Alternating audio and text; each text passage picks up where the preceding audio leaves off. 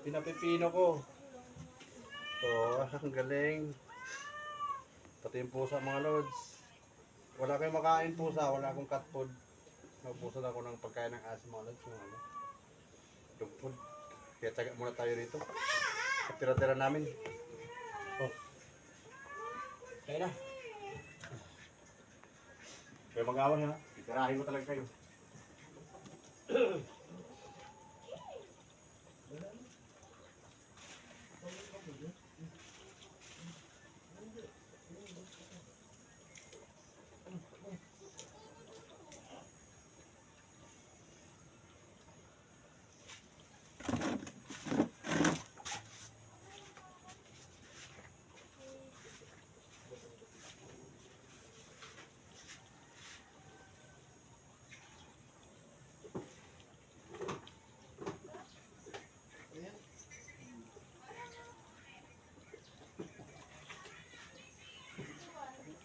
Naubos din yung tam. Ha? Yung patok ako sa manok, yung mga bigas. Oh. Kapagtsagaan din. Oo. Yan mga lods. Busog. Yan, yung mga alaga natin. Alaga yan ng mga mababait din naman sila mga lods. Tumataba na sila. Kasi grabe nung nakaraang mga araw mga lods. Sobrang sobrang daming kuto. Kaya malinis na sila ngayon.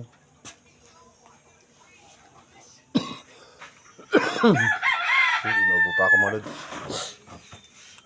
Dahil mga lods, ang kinis na ng mga balat. Yun o. Kasi talagang inaano ko sila, yung tawag nito. Kinukutuhan ko, mga grapata. Makikinis na sila ngayon mga lods.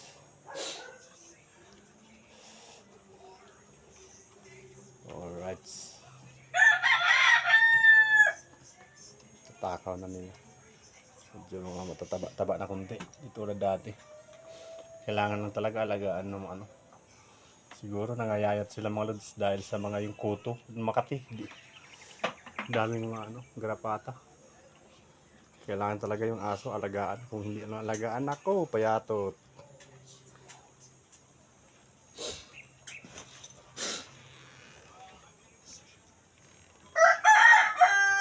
Solve sila oh.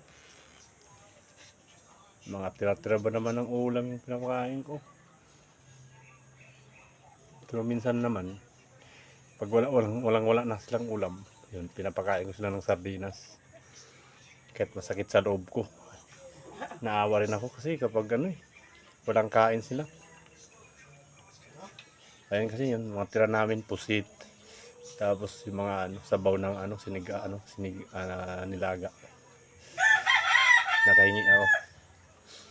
Kaya ayan sila. Pusa naman. Kumakain yan ng kanin kasi. Gusto lagi hasang. Kunti na ubusan ng sabaw. Gusto ng pusa naman daw. Nagagalit ng pusa mga lods. Iwan ko ba? Takot itong mga aso. Pusa, yung mga aso na ito eh.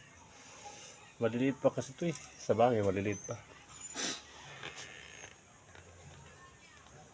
Yan.